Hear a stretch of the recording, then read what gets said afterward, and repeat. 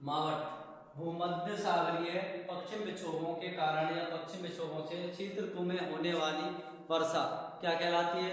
मावट कहलाती है। ध्यान रखना, भूमध्य सागरीय पश्चिम विक्षोभों से, भूमध्य सागरीय पश्चिमी विक्षोभों से शीत ऋतु में होने वाली वर्षा क्या कहलाती है? मावट कहलाती है। ठीक है, यह इसका जो समय रहता है राजस्थान में से समय होता है और लगभग ये राजस्थान में ही होती है।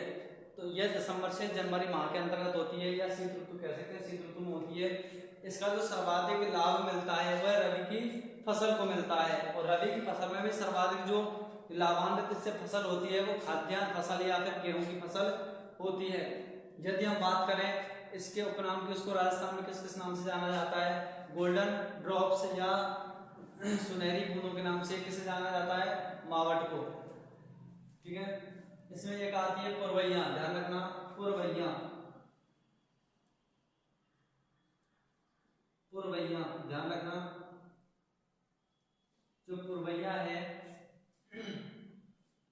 दक्षिण पश्चिम मानसून की बंगाल की खाड़ी की शाखा, दक्षिण पश्चिम मानसून की, दक्षिण पश्चिम मानसून की बंगाल की खाड़ी की शाखा।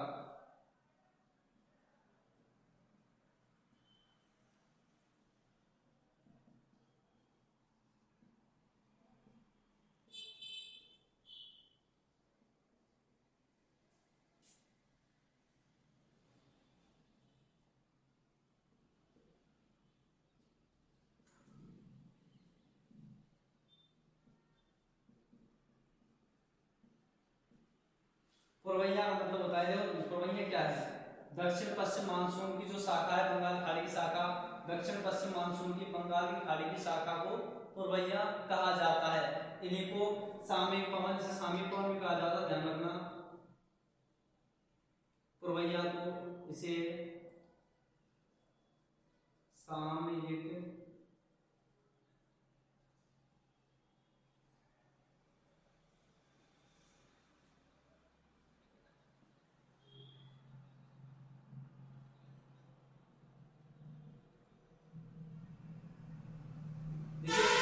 पुरवैया जो है या पूछ लिया था आपको सामयिक पवन कहा जाता है, तो पुरवैया को सामयिक पवन कहा जाता है या पुरवैया को सामयिक पवन, अगर आप पूछ रहा है सामयिक पवन किसे कहा जाता है तो आपको नायक पुरवैया को, या फिर पूछ ले रहा है सामयिक पवन कहा जाता है पुरवैया को, पुरवैया कहा जाता है। तो सामयिक पवन, जितनी भी सामयिक पवन है समय के साथ चलने वाली पवनें क्या कहलाती है? सामयिक पवनें।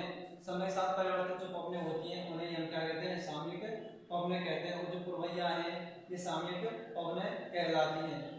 जो हमारे राजस्थान में है पश्चिम दक्षिण पश्चिम मानसून की शाखा बंगाल की खाड़ी से आने वाली है। यह शाखा राजस्थान में दक्षिण पूर्व से प्रवेश करती है। कहां से प्रवेश करती है? दक्षिण पूर्व दिशा से प्रवेश करती है, जिसे हम क्या कहते हैं?